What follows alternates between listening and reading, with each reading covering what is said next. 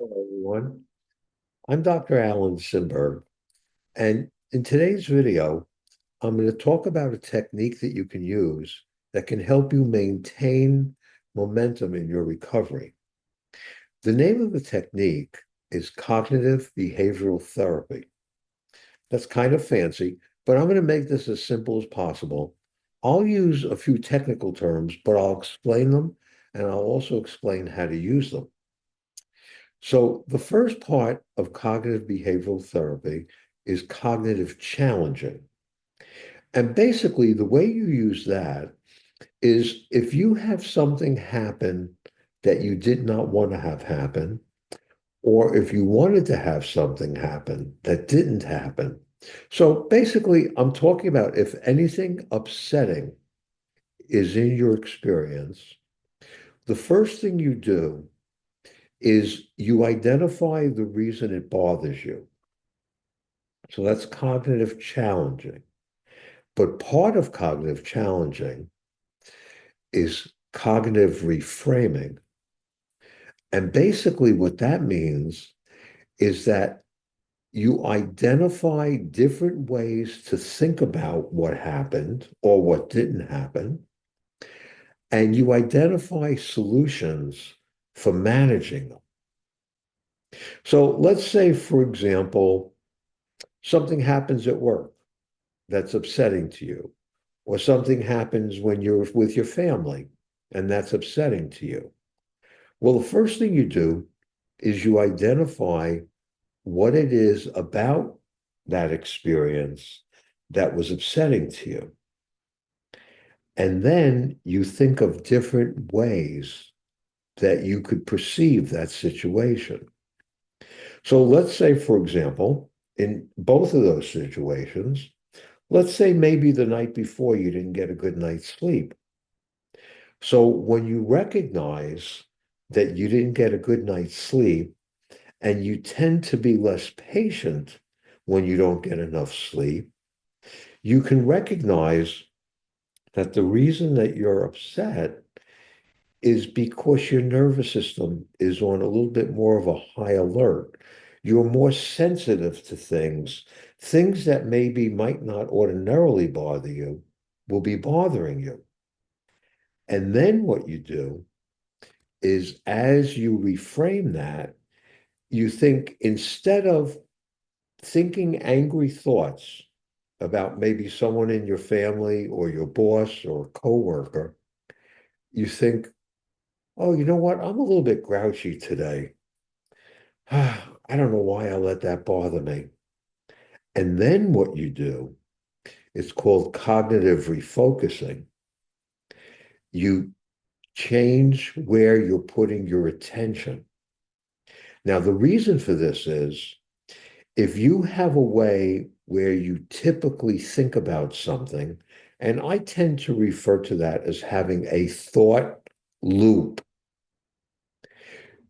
If you go right back to thinking about the thing that upset you, it's easy to get caught up in that old loop. But if you distract yourself and you start thinking about something else, you're actually in the process of creating a different loop. Now, what does all this have to do with recovery? Well, as I'm sure you well know, whether you're not in recovery right now, or you're thinking about entering recovery, or you are in recovery, it's very common for people to return to their addictive behaviors when they get upset. Because by engaging in those behaviors, in a sense, it gives temporary relief, but it's actually, as you've probably learned by now, or hopefully you have some reality or some understanding of it, it's only a temporary relief. So by using the cognitive strategies, you manage your emotions so that the emotions that you have don't trigger relapse or maybe don't maintain the addictive behaviors that you're engaging in and helps you to have a more calm, objective thought about maybe the idea of even starting a recovery. Now, another thing that you can do, which I know is obvious, but I think it's worth mentioning, another way to maintain your momentum in recovery is to get support. Whether that means attending 12-step meetings, attending meetings that are run by Smart Recovery, maybe talking to a trusted friend, maybe doing something that you enjoy.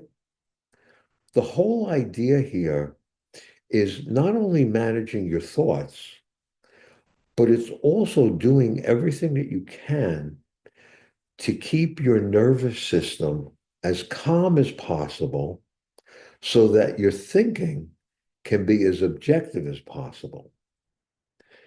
And one of the things that I want to mention is, regardless of whatever your life circumstances are, I want to encourage you to never give up.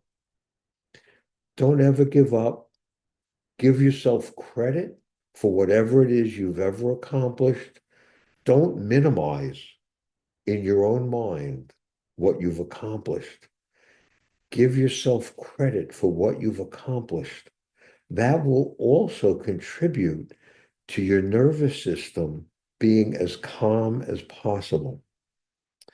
In my next video, I'm going to talk about why action beats emotion while you're either thinking about entering recovery, or maybe while you're in recovery, or maybe when you've relapsed.